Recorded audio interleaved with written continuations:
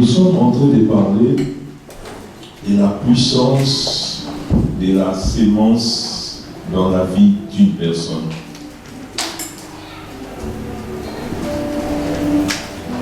Le principe de la sémence, comme je l'ai dit mardi et jeudi, c'est un principe de Dieu, mais qui est devenu universel, qui s'applique comme chez les chrétiens, tout comme chez les païens. La Bible dit une chose: tant que les cieux et la terre subsisteront, les semailles et les moissons ne passeront jamais. Tout ce qui existe commence par être une sémence.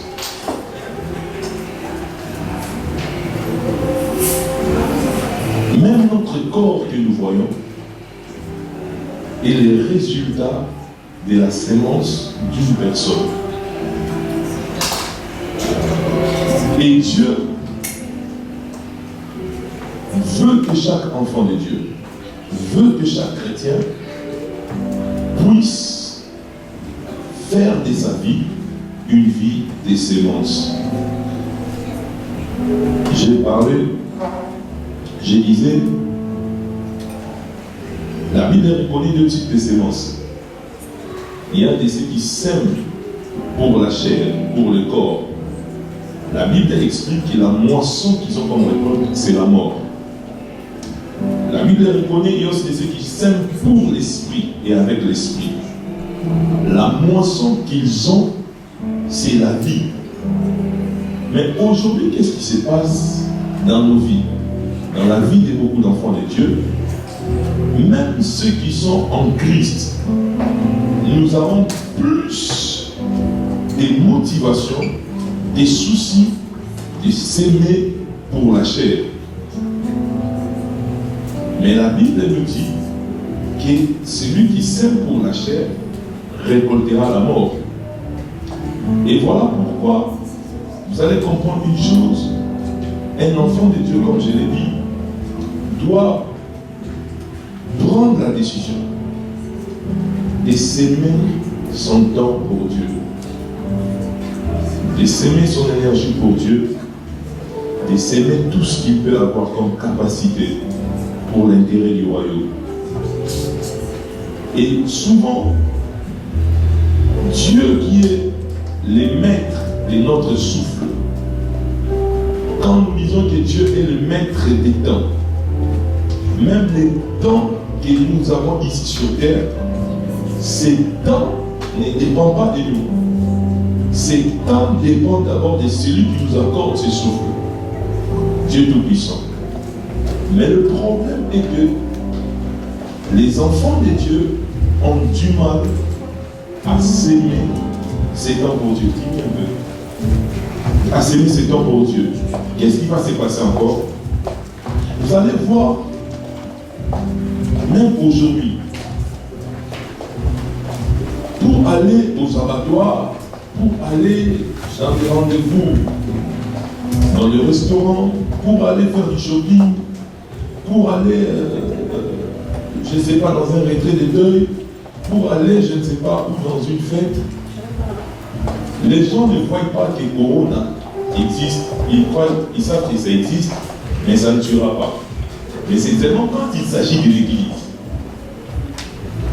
nous commençons à développer certaines philosophies que la pandémie existe encore. Tu sais pourquoi? C'est parce que nous voulons s'aimer pour la chair, mais nous ne voulons pas s'aimer pour l'esprit. Le temps que vous avez, le temps que j'ai, c'est Dieu qui en est le maître.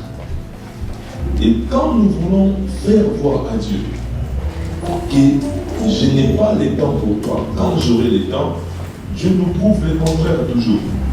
J'aurais appris ici, dans un immeuble ici, un pasteur, je ne sais pas, j'ai oublié son nom, il a mis un conteneur pour l'Afrique. Il a appelé des gens samedi pour que dimanche ils viennent à l'église. Et il s'est habillé, il s'est assis sur sa chaise pour venir à l'église, ici, je ne sais pas, numéro 5 ans quand même. Et il meurt. Les gens qui attendent les pasteurs n'y arrivent pas. On appelle les pasteurs, ça sonne.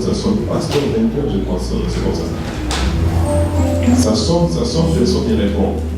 Et le lendemain, on va aller lui trouver mort sur son fauteuil, déjà habillé pour le culte. C'est-à-dire, la vie que nous avons, le souffle que nous avons bien aimé dans le Seigneur, ce souffle ne nous appartient pas. Ce souffle appartient à Jésus-Christ. Voilà pourquoi chaque être humain qui est en Christ, qui est devenu enfant de Dieu, doit comprendre que tant que je vis, je dois faire de ma vie une sémence. Premièrement, je dois s'aimer mon cœur à Jésus. Donc nous devons d'abord s'aimer nos cœurs à Jésus. Le problème, il y a des personnes qui peuvent s'aimer leur temps à Dieu alors que leur cœur n'est pas entre les mains du Seigneur. Voilà par exemple quelqu'un qui vient à l'église tous les jours avec des choses pas dignes d'un enfant de Dieu. Des attitudes pas dignes d'un enfant de Dieu. Celui-là a s'aimé son temps et n'a pas s'aimé son cœur à Jésus. Donc nous devons d'abord s'aimer nos cœurs au Christ Jésus. Et deuxièmement, nous devons s'aimer notre temps. La Bible déclare une chose, comme nous l'avons lu, je pense hier, ça je dit, c'est lui qui perdra sa vie pour le Seigneur, la retrouvera. C'est-à-dire, j'ai expliqué, c'est lui qui va accepter de s'aimer sa vie pour le Christ. Il va retrouver sa vie.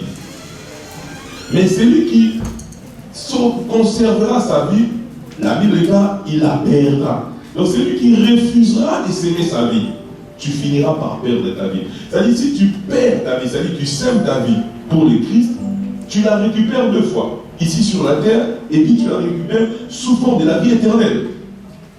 Deuxièmement, quand tu refuses de s'aimer ta vie pour le Christ, tu la perds deux fois. Ici, tu es exposé à des menaces des démons, des oppressions des sorciers, et deuxièmement, tu te retrouves dans la mort éternelle. Tu passes par les lieux de tourment et tu finis en enfer. Mais c'est ça le problème. Nous sommes à l'église, mais nous ne voulons pas s'aimer nos vies pour le Seigneur. S'aimer nos cœurs pour le Seigneur. Nous ne voulons pas. Regardez, il y a des personnes qui sont même jeunes, qui ont moins de 60 ans, moins de 50 ans, moins de 20 ans même, qui sont incapables d'arriver à l'église à 12 heures juste. Et telles personnes ont-ils s'aimé leur vie à Christ? Il y a des personnes qui ont la facilité d'offrir de la boisson alcoolique aux gens, mais qui ont du mal à être conformes à la loi de Dieu, qui est la dîme, parce qu'ils sentent que ça pèse lourd pour eux. Ce sont des personnes qui n'ont pas encore s'aimé leur vie au Christ. C'est facile d'aller sous la pluie travailler. C'est facile d'aller voir ses copines, d'aller au cinéma, d'aller faire du shopping sous la pluie, sous un soleil accablant. Mais ça devient compliqué quand il faut venir à l'église sous la pluie. Ça devient compliqué quand il faut venir à l'église sous un soleil insupportable. Ça devient compliqué quand il faut venir à l'église sous la neige. Mais c'est naturel d'aller à l'école, d'aller travailler, d'aller faire du shopping, d'aller répondre à un rendez-vous. Regardez les frères et sœurs ici. Si une autorité de notre pays leur invite à 12 heures, même tous ces papas qui arrivent 30 minutes après les cultes, personne n'arrivera 30 minutes après les cultes, après l'heure du rendez-vous. Des Félix Tshisekedi, qui est un homme qui finira, qui mourra un jour. Mais ils ont la facilité d'être au culte. 20 minutes, 30 minutes avant le début du culte. C'est parce qu'ils n'ont pas encore servi leur vie au Christ. Parce qu'ils n'ont pas encore donné leur vie à Jésus. On ne peut pas attendre que le roi de ce monde puisse vous honorer si vous n'honorez pas le roi des rois. On ne peut pas attendre les faveurs de ceux de ce monde si vous-même, vous ne prenez pas le soin de prendre toute votre vie, la s'aimer pour le Christ. C'est ça même l'essence de la vie chrétienne. C'est quand un enfant de Dieu prend son cœur, il s'aime cela pour le Seigneur. Il prend sa vie, il s'aime cela pour le Seigneur. C'est ça même l'essence de la vie chrétienne. C'est ça même l'essence de la vie chrétienne. Tu ne peux pas suivre Dieu et que ton cœur est contrôlé par une femme. Ton cœur est contrôlé par un homme. Ça n'existait pas. Ça n'existait pas. Et quand cet homme ou cette femme te fait des choses qui ne sont pas dites, directement tu t'affaiblis même dans ta foi chrétienne. Dans de telles choses, le Seigneur est attristé deux fois. Parce qu'il comprend que ce n'était pas lui le roi de ton cœur. Il est temps pour chaque enfant de Dieu de s'aimer son cœur entier pour le Christ, de s'aimer sa vie, de s'aimer son temps pour le Christ. Mais avant même que je puisse aimer mon temps, mon énergie, je dois d'abord commencer à s'aimer mon cœur. Mon cœur, je dois le donner vraiment à Jésus. Je dois vraiment, réellement donner mon cœur au Christ.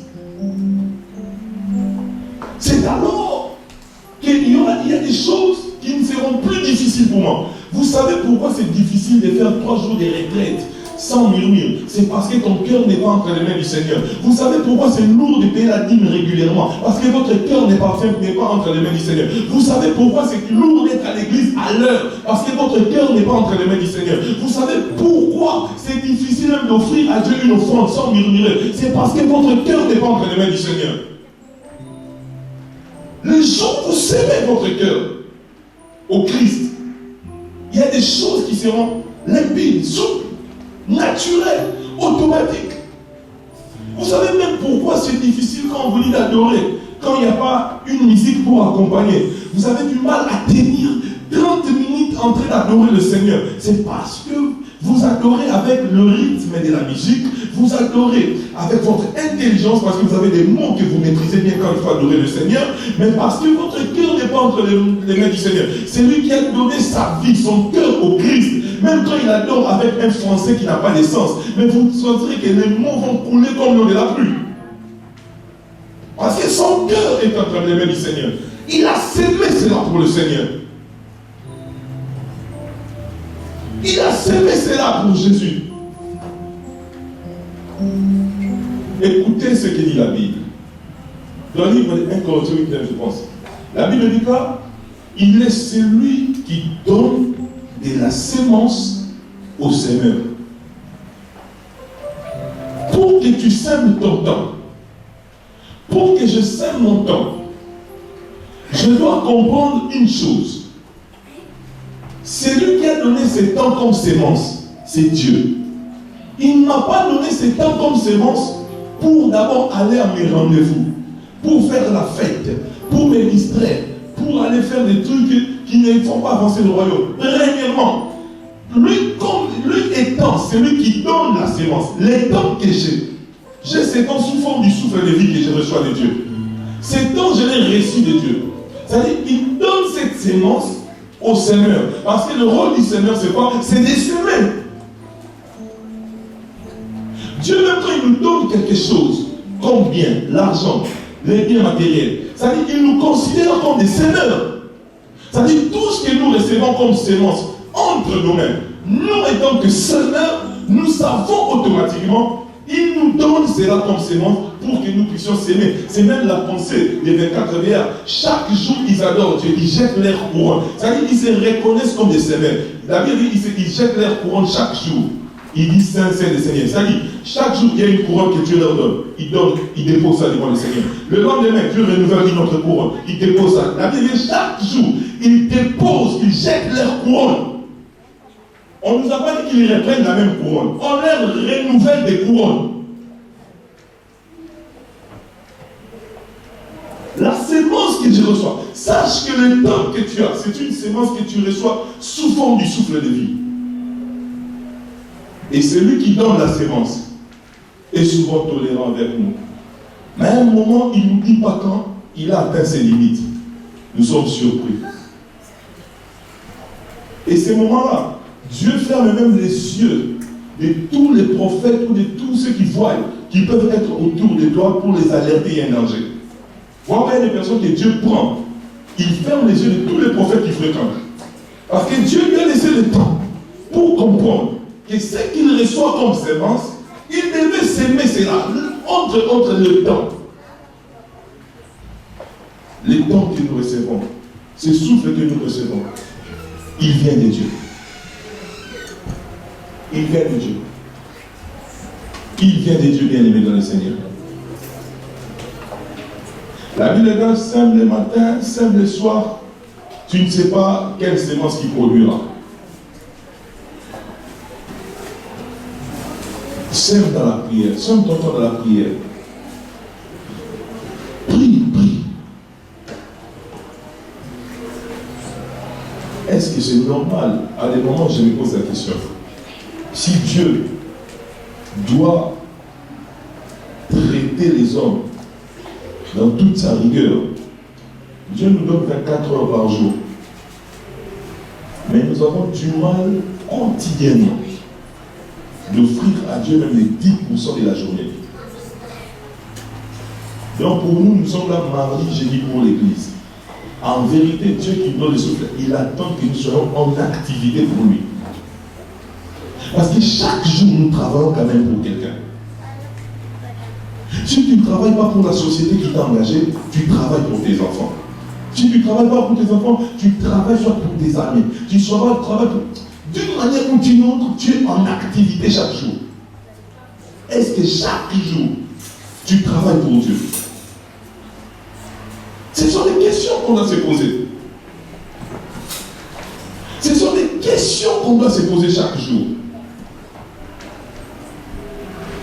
Le Seigneur est tolérant.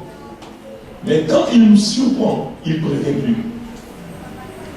Chaque jour, d'une manière ou d'une autre.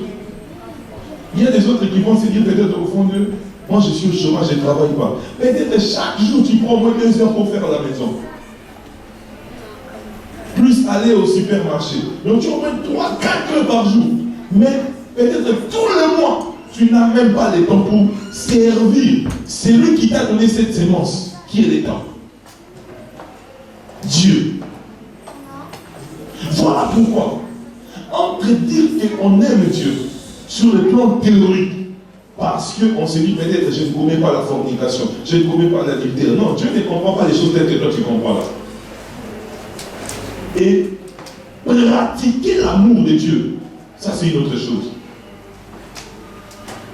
C'est une autre chose. Réveillez-vous maman, vous dormez. Alléluia. Ça c'est une autre chose. Ici on nous parle, aujourd'hui j'aimerais parler de la sémence parce que notre dimension. On nous parle de Joseph, qui est le fils d'Israël, de Jacob. La Bible dit, nous explique que Joseph était l'enfant que Jacob aimait le plus. Suivez-moi bien. Il n'y a pas de chipotage. On ne peut pas aimer tous ses enfants de la même manière. Non. Il y aura toujours un penchant pour eux, parmi tous. Même Dieu lui-même, il a des personnes qui l'aimaient plus. Il a des personnes qui l'aimaient normalement. Il a aussi des personnes qui l'haïssaient. Il faut lire la Bible. Dieu. Mais ici, pour le cas de cet homme, Jacob, son cœur était très attaché, très attiré à son fils, qui est Joseph. Parce que il a eu ce fils avec sa deuxième femme, la femme qu'elle aimait le plus, la plus, Rachel. Parce que Rachel, c'était la femme que Jacob aimait plus. C'est avec elle que Jacob aura ses fils, qui est Joseph. Vous allez voir, quand vous comprenez cette histoire, vous allez comprendre spirituellement, sur le plan prophétique, la femme de Jacob, c'était Rachel. Et deuxièmement, vous allez comprendre que la Bible, quand il veut parler de la descendance de Jacob, la Bible, à partir du verset 37 que le pasteur Nathalie veut dire, la Bible commence par Joseph. Sur le plan prophétique, c'était déjà Joseph qui était l'aîné de la famille. Mais en vérité, il avait des grands frères. Mais ici, on présente la postérité de Jacob en commençant par Joseph. Il dit, voici la postérité de Jacob. Joseph âgé de 17 ans. Attention, tu peux être l'aîné, mais sur le plan prophétique, Dieu voit les quatrièmes comme étant l'aîné.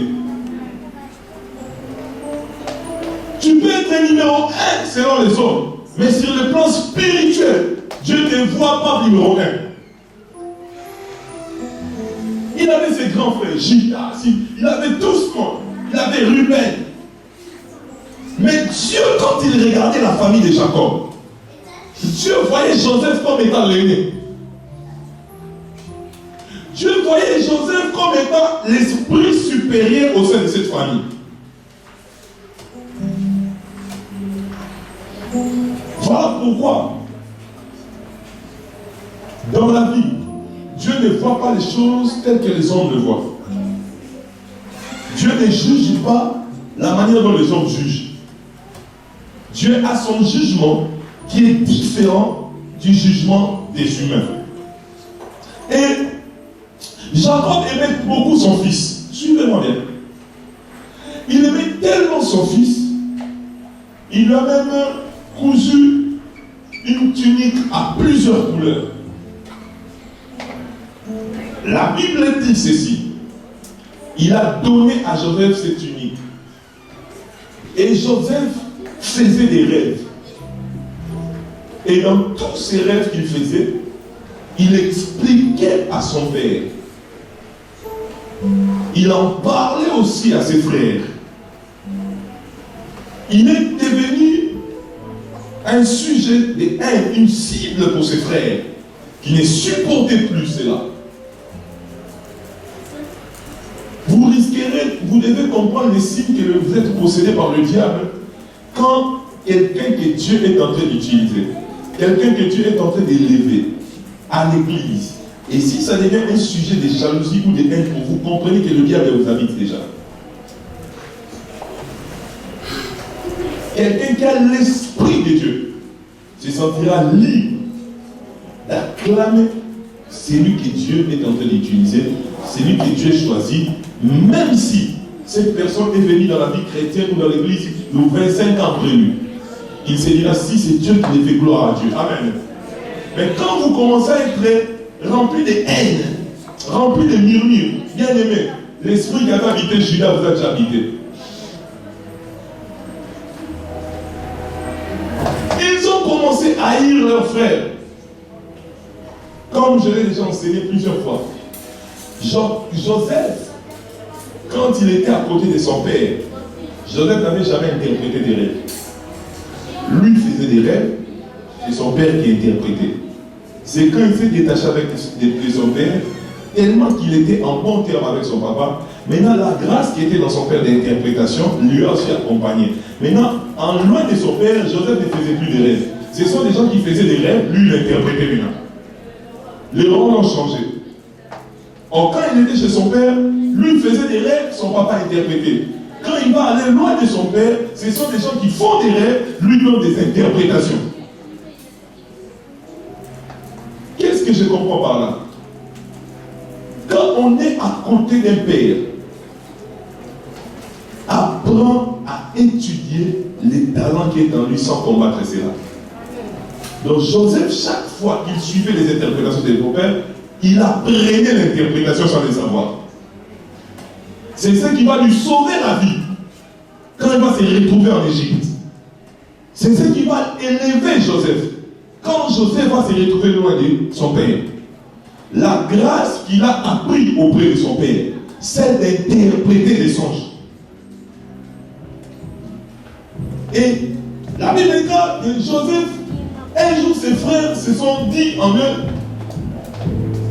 qu'ils puissent, ils ont vendu Joseph. Pendant qu'ils ont vendu Joseph, ils ont pris Joseph, ils l'ont mis dans une citerne. Ruben dit, arrêtons ceci. Prenons ce garçon. Remettons-lui à son père. Ruben se déplaça. Ses frères décidèrent de le tuer. Mais Judas dit ceci. Ne lui ôtons point la vie. Vendons-le.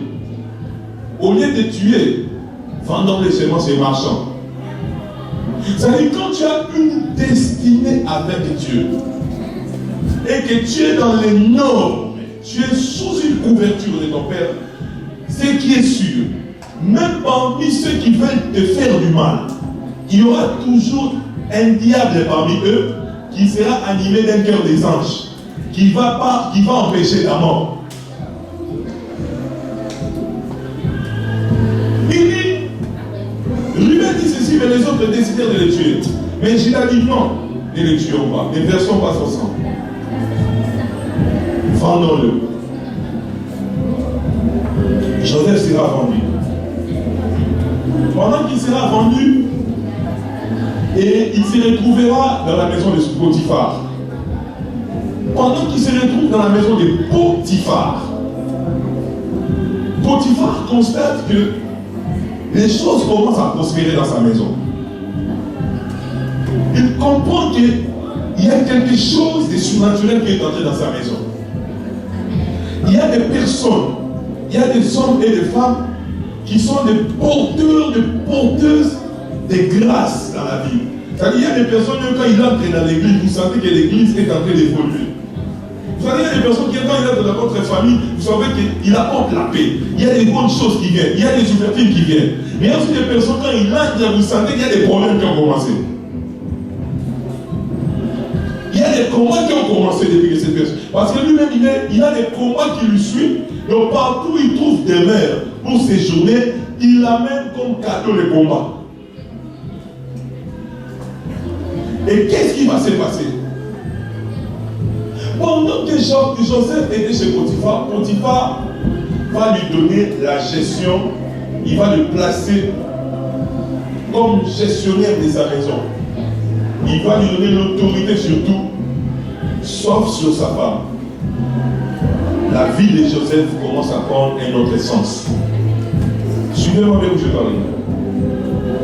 Du coup, les diables, dans la vie, il y a des moments où tu sens vraiment les choses commencent à l'imprégner dans tes projets, dans tes relations amoureuses, dans ta vie professionnelle.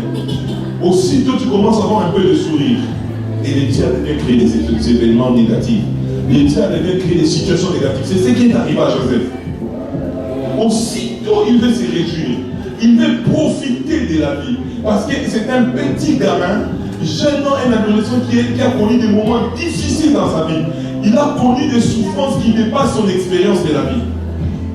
Il y a des personnes dans la vie, tu peux être plus âgé que lui en âge, mais lui est plus âgé que toi dans les chocs. Donc, toi tu peux être sa maman, son papa dans la vie normale, comme ça, vu ton âge. Mais lui peut être ton père, ta maman dans les chocs. Il a connu des chocs dans la vie que toi tu ne pourras pas supporter. Joseph avait connu des chocs très tôt. Et qu'est-ce qui va se passer? La femme de Potiphar cherchera à sortir avec Joseph et Joseph va s'enfuir. Elle retient la tunique et le vêtement de Joseph qu'elle présentera auprès de Potiphar pour accuser Joseph. Attention, dans la vie, on peut accuser quelqu'un faussement avec des preuves. Ce n'est pas parce qu'on brandit des preuves et l'accusation s'avère vraie. Aujourd'hui, on peut utiliser toutes les preuves pour humilier quelqu'un, pour détruire quelqu'un. Surtout avec le monde d'aujourd'hui. On peut monter des preuves. Il y avait une preuve qui était le vêtement de Joseph. Mais les discours de cette femme n'étaient pas vrais. Mais ce qui donnait plus de crédibilité à son discours, c'était le vêtement de Joseph qu'elle brandissait devant Potiphar. Mais alors que cette femme savait que c'était faux, Joseph va repartir encore à la case de départ, la prison. Et pendant tout ce temps, quand ils ont vendu Joseph, quand ils l'ont vendu, son papa ne faisait que pleurer. Il faisait un bien parce qu'on lui a mis les vêtements de Joseph. On a mis les sangs d'un animal. Ils vont lui dire, ton fils a été tué par une bête féroce. Jacob a commencé à pleurer. C'est-à-dire, toutes les années que Joseph a passées en Égypte, ce sont des années de deuil de Jacob. Parce qu'il pleurait un enfant qu'il aimait plus. Il pleurait un enfant auprès de qui il voyait un avenir glorieux. Il voyait un destin meilleur. Mais écoutez-moi vous dire aussi une chose. Quand il arrive là-bas, Joseph se retrouve en prison. Mais pendant tous ces temps, il est dans la maison de Potiphar. Les choses commencent à aller. La bénédiction, la faveur de Dieu, de son Père, l'accompagne. Mais une chose est vraie. Joseph se retrouve en prison. Pendant qu'il est en prison, il était avec un collègue prisonnier. C'est l'homme qui sort. Mais Dieu permet maintenant. Et Pharaon doit faire 2 rêves. Et quand Pharaon fait ses rêves, Pharaon a besoin d'une interprétation. Maintenant, Joseph, cette personne reconnaît qu'en prison, il y a quelqu'un qui interprétait les songes pour tout le monde là-bas. Faites ce que vous avez l'habitude de faire dans la vie, même si ça ne vous paye pas. Mais un jour, ces talents que vous exercez, au prix de la gratuité, au prix d'aucune reconnaissance des hommes, un jour Dieu permettra une connexion. C'est le même talent qui n'a pas payé hier, c'est le même talent qui va vous placer très haut dans la vie. Il faisait ça, mais autour de lui, il faisait des prisonniers comme lui. Il s'est limité à lui dire merci. Mais un jour, un parti, il avait même oublié, mais il se retrouve quelque part. Pharaon a besoin d'une interprétation. Il se souvient de Joseph. J'ai pris dans le nom de Jésus. Que Dieu permette qu'une personne à qui tu as fait du bien dans ta vie, qui commence à évoluer dans la vie, dans un coin, que Dieu permette qu'il se souvienne de toi où il est, qu'il puisse t'appeler dans le nom de Jésus-Christ. C'est lui qui dit Amen et soit selon le Jésus.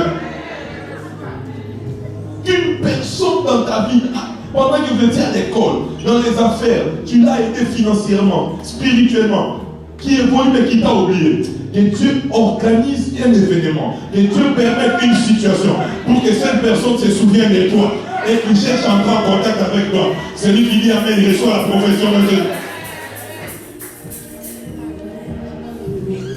Il se souvient de Joseph. Il dit là, on l'appelle Joseph. Lui qui avait les vêtements des prisonniers. Il arrive, il donne l'interprétation. Et Pharaon va nommer Joseph au-dessus de tout le monde. Donc après le trône de Pharaon, c'était le trône de Joseph. Maintenant, Joseph sera même le chef de Potiphar. C'est-à-dire quoi? Chaque fois que Pharaon passait, Joseph était à côté de lui. Donc les gens étaient obligés d'acclamer Pharaon. Indirectement aussi, ils acclamaient Joseph. C'est-à-dire Potiphar, de la même manière qu'il était en train d'acclamer Pharaon, il était aussi en train d'acclamer son ancien ouvrier. J'ai dit, ceux qui t'ont dirigé hier, tu vas les diriger demain. Non, je dis, ceux qui t'ont dirigé hier, demain, toi, tu vas les diriger. Il a dirigé Joseph. Mais demain, Joseph est devenu une autorité. Donc Joseph peut mettre même Potiphar en prison. La vie est faite de surprises. Dis à ton voisin, la vie est faite de surprises. Non, dis bien à ton voisin, la vie est faite de surprises.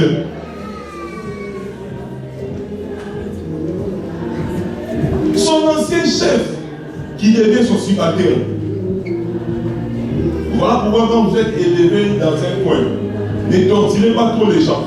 Parce que tu peux être Potiphar, mais attention, Pharaon peut élever Joseph au-dessus de toi. Pharaon peut élever Joseph au-dessus de toi. Celui qui était ton chauffeur demain peut se retrouver une autorité quelque part. Mais tout dépend de la manière dont tu l'as traité pendant qu'il était sous ton autorité.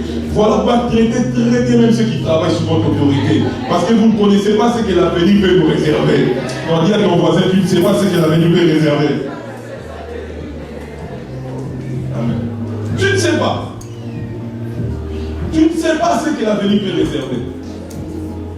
Et Joseph maintenant se retrouve élevé. Maintenant, un jour, Jacob va dire à ses enfants, vous ne voyez pas qu'il n'y a pas de blé ici. Il faut monter vers l'Égypte. Ça dit quoi? Ce n'est même pas Jacob. C'est l'Esprit de Dieu.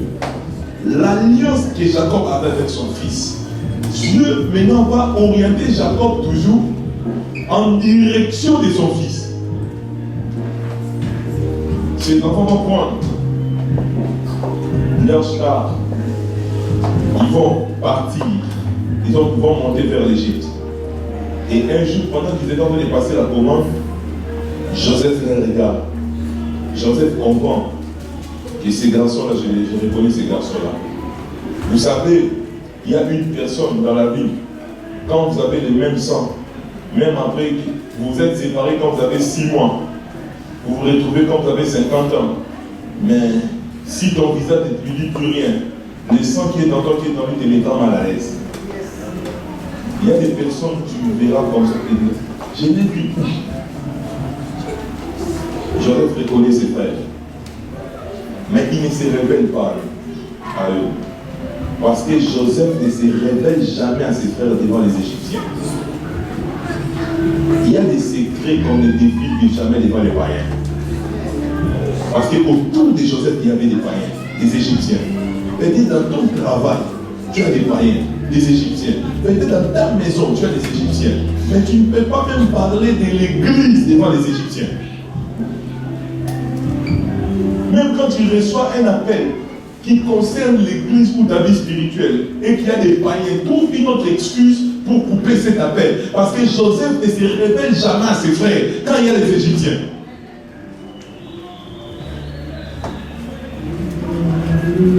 Et voilà pourquoi il y a des choses, tu reçois des appels, tu dis des choses devant les Égyptiens et tu donnes aux Égyptiens des arguments.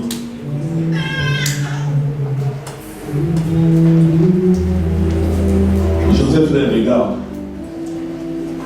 Mais tout ce temps-là, Jacob a perdu le sourire, la joie.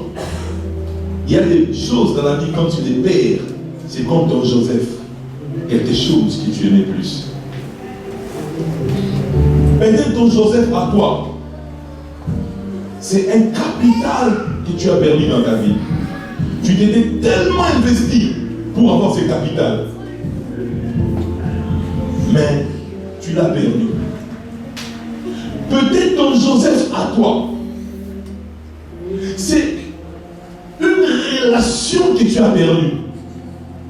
Cette relation, tu t'es retrouvé facilement. Tu avais des facilités au niveau des administrations, au niveau dans la vie. Tu recevais trop d'aide, mais tu as perdu cette relation. Il y a des portes que tu as perdues dans ta vie. Il y a même des personnes ici. Tu as perdu des faveurs que tu avais quand tu grandissais. Tu ne vis plus ces faveurs. Tu vivais dans la faveur. Tout était grâce pour toi. Tu ne forçais pas les choses. Il y a des choses que tu ne devais pas forcer pour les recevoir. Mais aujourd'hui, même quand tu forces et que tu jettes, ces choses ne viennent plus. C'est comme un Joseph qui est loin de toi. Il est en Égypte quelque part.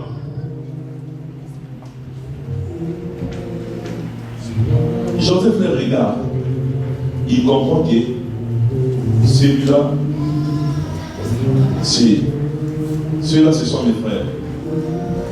Il leur pose la question. Parce qu'il a aussi gardé l'amour de son papa. Il dit, comment va votre vieux père? Ils répondent tous. Il va très bien, il est en bonne santé. Ça, je pense au verset 30, 40, 38, 40. Il dit, et comment vous êtes à combien? Ils sont en train de lui dire, nous sommes autant, mais il y a un de nos frères qui est mort. Il dit, réellement ce que vous dites, c'est la vérité. Un de vos frères est mort. Vous savez, il y a dans les temps, au Vénin, on a arrêté vous voyez les voleurs qui volent là, on les appelle les Italiens, ils habitaient là-bas. Et qui volaient avec des fétiches comme ça. Donc quand tu passais comme ça à côté de lui, il touche juste le corps, il te prend ce qu'il y a dans tes poches. Ils habitaient souvent là-bas, les voulous là-bas. C'est ça, ils faisaient ça. Mais un jour, cet Italien a fait un numéro, il a volé. Mais quand il vole, il ne doit pas parler à une femme, d'après la fétiche. Il fait ce numéro au point, il tombe sous les chambres d'une jeune femme, il commence à draguer la jeune femme. Maintenant, la personne qu'on a volé, c'est hey, où se retrouvent mes bijoux? Parce que ces personnes-là, je ne sais pas comment ils volaient. Hein. Ils enlevaient des gens des chaînettes et beaucoup, d'une manière mystique. Les gens se rendent compte, ah, il est au coin.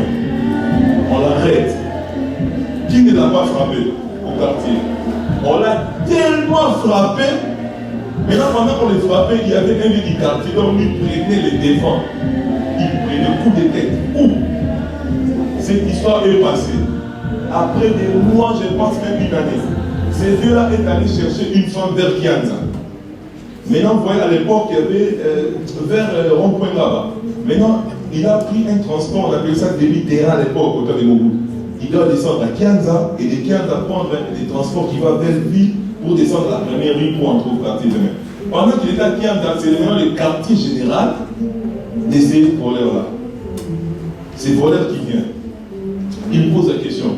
Papa, vous savez, tu connais un homme comme ça, un voleur que vous avez frappé au quartier Vermin.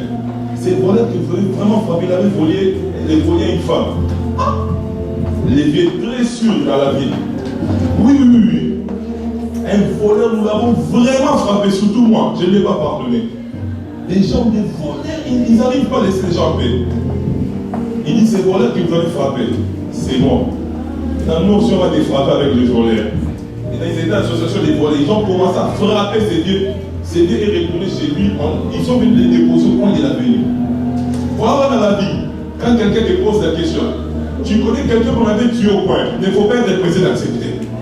Tu peux payer le pot cassé pour rien. Il y a des gens aussi qu'on a frappé parce que leur visage ressemble à quelqu'un. Amen.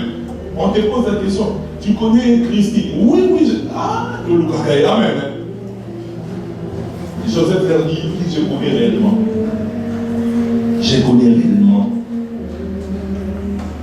Que vous dites vrai. Mais il dit, retournez. Je n'irai pas. Maintenant, pour croire qu'ils sont en train de dire la vérité que leur père est en vie, il dit ceci. Allez là-bas. Ramenez-moi Benjamin. Benjamin, c'était son petit frère. Il dit, amenez-moi Benjamin. Mais pour que je croie que vous allez retourner, il faudrait qu'un de vous reste emprisonné ici. Si Simon va accepter de rester, ils se sont concertés, ils arrivent maintenant chez Jacob. Mais pendant qu'ils étaient en train de partir, Joseph a mis de l'argent dans chaque sac qu'ils avaient. Ils arrivent chez eux, ils trouvent de l'argent dans chaque sac. Ils se disent, ah, peut-être ils ont oublié, nous allons rembourser cet argent quand nous allons récupérer. Ils disent à Jacob, nous avons trouvé un homme, l'homme fort de cette ville-là, l'homme fort de ce pays. Il nous a dit ceci. Il peut nous donner toute la provision dont on a besoin. Mais il veut voir seulement Benjamin. Jacob lui dit, non. Il se souvient qu'il a déjà perdu un fils vers le pays d'Égypte là-bas. Il dit, non, Benjamin n'ira pas. Il dit, mais il y a un autre fils là-bas déjà qui est emprisonné. Jacob résiste. Ruben insiste. Il dit à son papa, tu dois accepter que nous puissions partir avec Benjamin. Il met même sa vie en jeu. Judas lui dit, si nous ne revenons pas avec lui, que moi et mes fils nous puissions mourir. Jacob ne voulait pas, déjà ça avait rêvé de mauvais souvenirs en lui. Il ne voulait pas que Benjamin puisse partir. Lisez-nous ça, s'il vous plaît. Lève-moi pour faire la lecture. Lis-nous verset 43.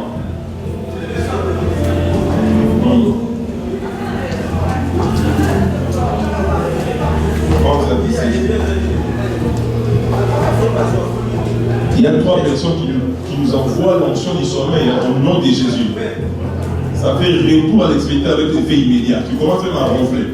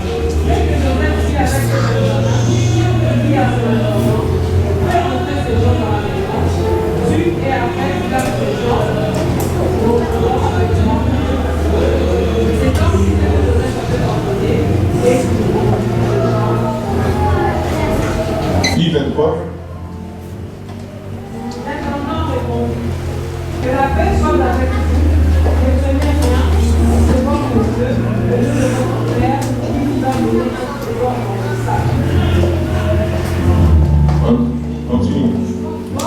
Votre patron est appelé et il leur amena Siméon. Et donc, il s'est poussé dans la maison de Joseph. Il leur donna un lot. Merci. Jacob a perdu son fils qu'il aimait plus, Joseph. Depuis des années, il fait ses deuils. Mais on lui dit encore, nous devons ramener chez Benjamin. Parce qu'on a encore retenu Siméon. Si nous ne venons pas avec Benjamin, donc nous allons perdre aussi Siméon. C'est quoi le fond de ce message par rapport à la sémence? Il y a des choses que nous avons perdues dans la vie. Il y a des choses que la vie nous a pris. Il y a des étoiles qu'on a étouffées en nous. Il y a des projets qu'on a volés, qu'on a détruits. On a fait des offrandes qui sont Siméon. Malgré ça, Joseph n'est pas toujours revenu. On a fait des offrandes qui sont des productions de pays. On a apporté, mais ça n'a pas libéré Joseph. Pour récupérer ce qui te tient à cœur, ce que tu as perdu, tu as besoin de libérer ce qui te reste. Donc, Jacob devait accepter les risques de donner Benjamin comme sémence, avec tous les risques qu'il courait, parce qu'il n'avait pas de preuve s'il allait revenir en vie. Parce que le fait qu'il revoie Joseph dépendait de Benjamin. Benjamin, c'est la semence qui permet à Jacob de revoir encore son fils qu'il a perdu. Benjamin, c'est la semence qui va te permettre de libérer ton Joseph quelque part. Benjamin, c'est la semence qui doit pas libérer les Joseph, qui doivent aussi faire vivre ton Siméon.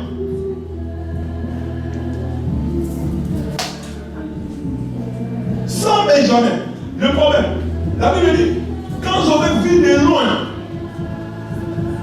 Benjamin entré. Joseph donna des instructions à l'intendant. Donc ça dit, la présence de Benjamin déjà était déjà un rapprochement entre Joseph et son père. Et c'est maintenant, comme Benjamin est là, Joseph va se dévoiler maintenant. Joseph va leur dire la première des choses dans les textes originaux. Avant que Joseph parle, la première des choses, dans les textes originaux, dit Joseph a juste levé son vêtement. Ils ont compris, ils avaient un signe en commun qui était la circoncision. C'était un code, le premier code qu'il a passé. Il a montré la marque qui était en lui, la circoncision. Et deuxièmement, il va commencer maintenant à leur dire je suis votre frère que vous avez vendu. Il s'est révélé à eux maintenant. Je ne sais pas, peut-être tu as déjà Siméon, mais qui est encore retenu. Tu as donné des productions du pays, mais ton Joseph dépend de ton Benjamin. Tu ne verras pas ton Joseph si tu n'acceptes pas de prendre des risques, de donner celui qui est ta consolation, Benjamin. Benjamin était devenu la consolation de Jacob. Mais c'est maintenant ce petit qu'on devait encore lui ordonner, lui demander, lui supplier de libérer, parce que la vie de Siméon dépendait, mais sans le savoir. C'était une manière pour lui de retrouver la force, l'amour de sa vie, de retrouver son enfant, Pire encore, le fait de retrouver Joseph n'est pas seulement une consolation pour Jacob, mais c'est un équilibre économique pour tous les pays d'Israël. Parce que l'Égypte étant une puissance économique en ces temps, Joseph en était le gérant. C'est-à-dire, Joseph allait maintenant favoriser, parce qu'Israël connaissait une famine en ces temps. Les productions, l'économie de l'Égypte devait maintenant secourir Israël. Le Joseph que tu retrouves dans la vie, ce n'est pas seulement celui qui va te consoler, mais c'est celui qui va t'apporter aussi l'équilibre économique dans la vie. Le Joseph que tu vas retrouver, ce n'est pas seulement celui qui va te faire sourire, mais c'est celui qui va aussi te donner une puissance financière dans ta vie. Mais on ne retrouve pas Joseph si on n'a pas sémé Benjamin. La puissance est la sémence dans la vie d'un homme. On ne retrouve jamais Joseph si on n'a pas sémé Benjamin. Ce qui me fait très mal, c'est les jours où Joseph a dit je suis mon frère. Il envoie les gens maintenant aller chercher son père. Ce qui me fait très mal, quand j'ai lu cette histoire depuis des années, c'est quand Pharaon pose la question à Jacob. Laissez-moi vous lire ça. Lisez-moi.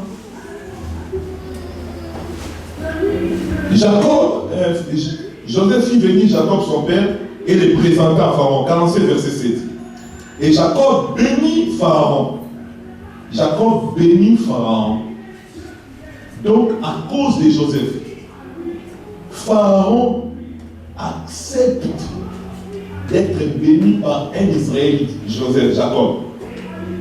Donc, sans l'influence que Joseph avait dans sa vie, donc Jacob ne pouvait, au nom d'aucun Dieu, de se permettre d'aller bénir Pharaon. Parce que Pharaon se considère comme étant au-dessus. Donc, de la même manière que Joseph est considéré comme son collaborateur, c'est-à-dire le père de Joseph, a directement aussi une autorité sur lui indirectement. La Bible dit, Pharaon, Jacob dit à Pharaon, Pharaon dit, et bénit Pharaon, et Pharaon dit à Jacob, quel est le nombre des jours des années? Écoutez cette phrase, c'est ce qui me touche pourquoi je lis la Bible. Quel est le nombre des années de ta vie?